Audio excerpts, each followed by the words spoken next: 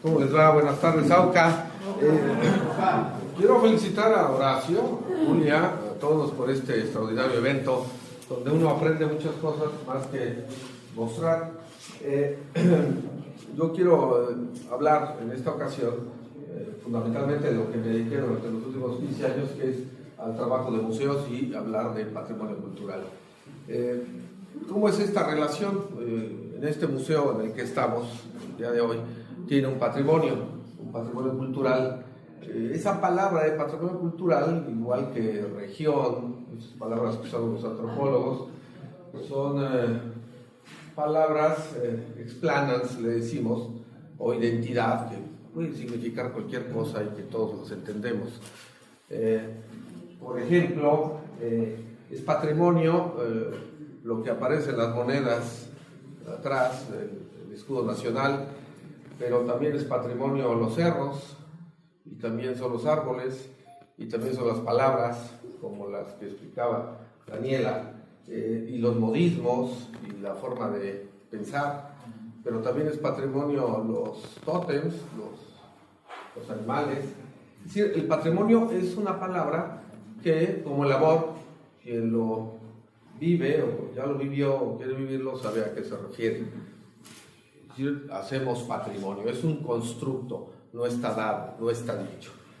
Vamos a ver esto, y esto es lo que se refleja en los museos.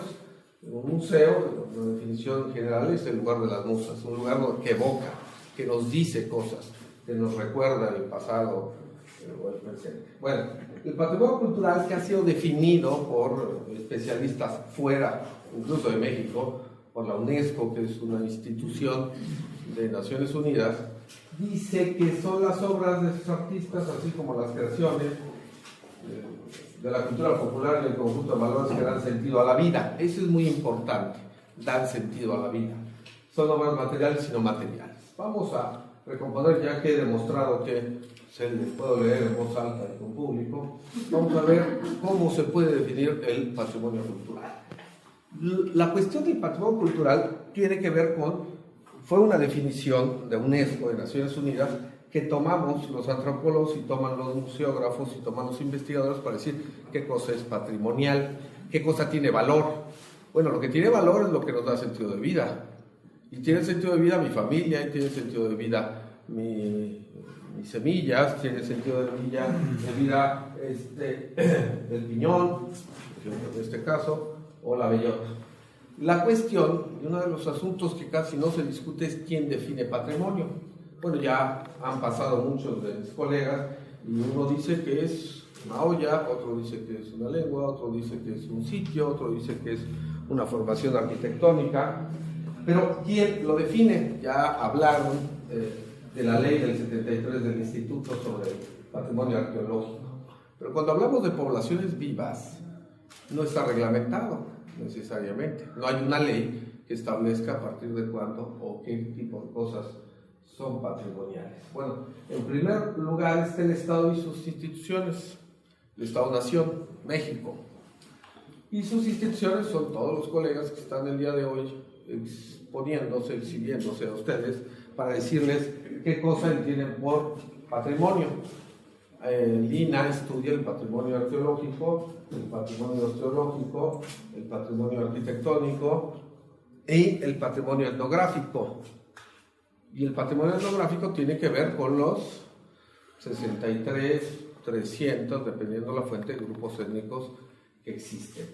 Sobre la discusión de lenguas, tiene que ver con que la antropología mexicana ha definido una relación etnolingüística a los grupos étnicos. Por lo tanto, la lengua tiene un valor histórico. Y entonces, quien no tiene lengua, pues ya los antropólogos decimos, híjole, como que no es grupo étnico. Bueno, hay una nueva construcción de eso, por eso el patrimonio es distinto. Es decir, no está dado, no es una ley para siempre, sino es una ley en construcción. Por otro lado, la iniciativa privada, es decir, aquí tenemos un museo entrando a esta población del vino, que es una promoción de iniciativa privada, y ellos consideran que es un patrimonio la cultura del vino, pero también Fundación Banamex determina qué objetos o qué artes, qué saberes indígenas pueden ser patrimoniales y tiene el derecho. Hay un museo de textil en Oaxaca, otro en Chiapas, en fin. Pero también, y lo más importante, y lo que cada vez más sabemos los antropólogos en esta relación dialógica con quienes nos permiten estudiar con ellos y aprender con ellos, es que los grupos sociales como movimientos sociales construyen su patrimonio y ellos definen qué cosa es patrimonial. Y precisamente esta relación que se originó con tipos de museos que eran de hablar de otros, los nuevos museos comunitarios es hablar de nosotros. Y ese es el gran cambio actual de los museos, por favor.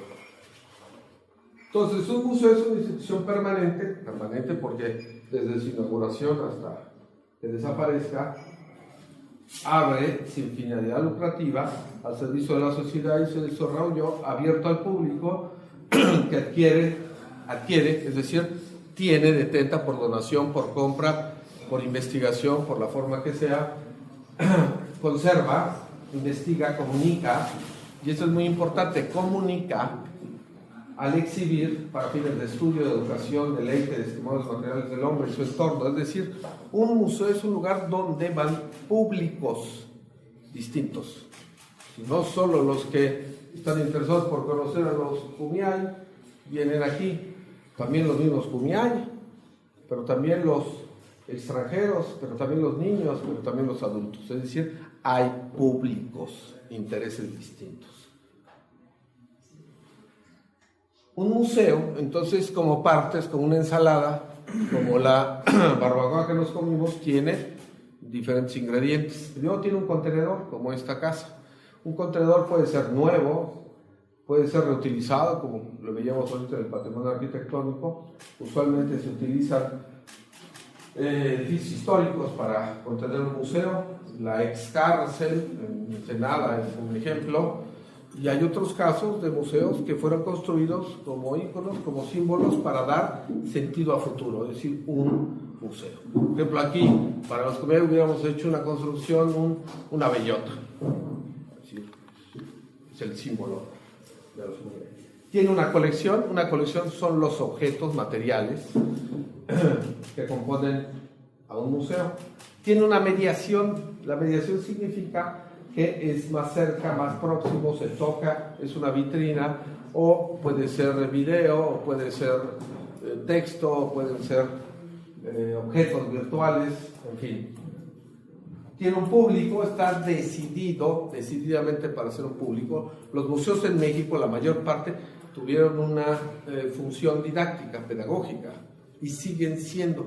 A diferencia de otros museos en el mundo, los museos mexicanos fueron fundados con un propósito didáctico de aprender. Por eso la gran población de los museos mexicanos son jovencitos, entre niños, adolescentes. En el Museo de Antropología le llamamos de edad del salivazo, esos niños que se empujan, se avientan, que quieren tocar todo.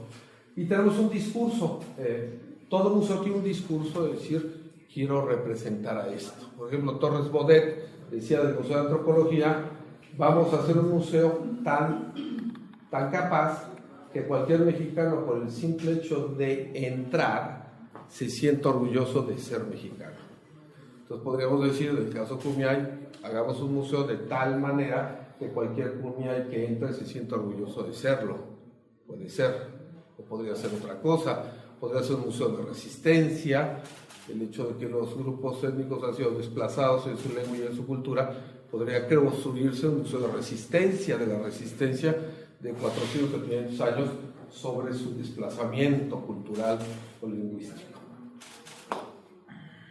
Hay tipos de museos en el mundo, estos son todos los tipos de museos que hay. El primero es el de conquista, el Museo Británico. Tiene colecciones egipcias, tiene colecciones donde puso su pata el imperio, ahí está su colección. Otros son de empresas, como vimos hace rato, el Acheto o otros museos. De artistas como el Tamayo, o de pintores reconocidos, o de colecciones de algún privado, en fin. Y hay gestores del nacionalismo. Cuando hablamos de nacionalismo como comunidad inventada, como los mexicanos, que no es que nos conozcamos todos, pero tenemos ciertos rasgos que nos unen, que nos hacen comunes por la cultura. Se hacen museos para marcar. En los siglos anteriores, 14, 15, en Europa, el marcador civilizatorio eran las catedrales. En el siglo XX fueron los museos. En España, con el arribo de la democracia, se hicieron museos en todos lados. Era una puerta, un museo, un pueblo, un museo. En todos lados hay museos en España. Y luego hay otro nivel que es el regional, podríamos decir el Museo de Baja California, y finalmente el Museo Comunitario, que es el más pegado a la tierra, más pegado a la gente. Y ese museo comunitario, por ejemplo, el INAH, esta institución, tiene obviamente museos nacionales como el de antropología, como el de historia, como el del virreinato, tiene regionales en el norte, sureste, en fin, mayas, y tenía proyectos comunitarios, pero lamentablemente desapareció. Tiene algunos casos que se quedaron ahí sin presupuesto, pero no se ha reivindicado esto, sobre todo porque lo tomó otra instancia que se llama Culturas Populares, que eran estos museos comunitarios, y después el INI y la CDI generó estos museos más que comunitarios, étnicos, como es el caso en el que estamos.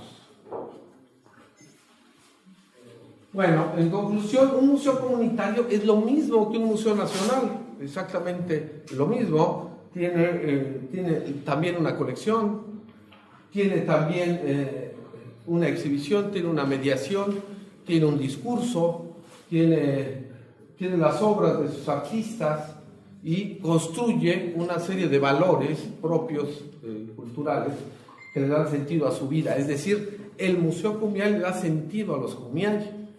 Yo entro al Museo Cumiay y me introduzco al mundo Cumiay, ¿verdad? Y también en el Museo Cucapá del Mayor entro y observo los objetos que los Cucapá han decidido que forman parte de su vida, que le dan sentido a su vida, y entro a algunas colecciones que tienen algunos habitantes de Arroyo de León, en Quiligua, y ellos están coleccionando objetos que les dan sentido a su vida. Si creen que eso es el sentido de su vida, yo no tendría por qué decir que no les dé sentido a su vida. Están construyendo su propio patrimonio, ¿no? Entonces, estos museos comunitarios tienen el mismo nivel, tienen la misma expresión en esta discusión que hacemos en antropología de que no hay culturas superiores ni inferiores, sino que todos son culturas iguales. Por lo tanto, es igual un museo importante como el británico, que recibe 8 millones de visitantes al año, o el de antropología 2.150.000, a un museo Cumiay que puede recibir 10.000 o 8.000 personas al año. Es decir, no tiene ninguna comparación. El tamaño, en este caso, no importa. Bueno, muchas gracias.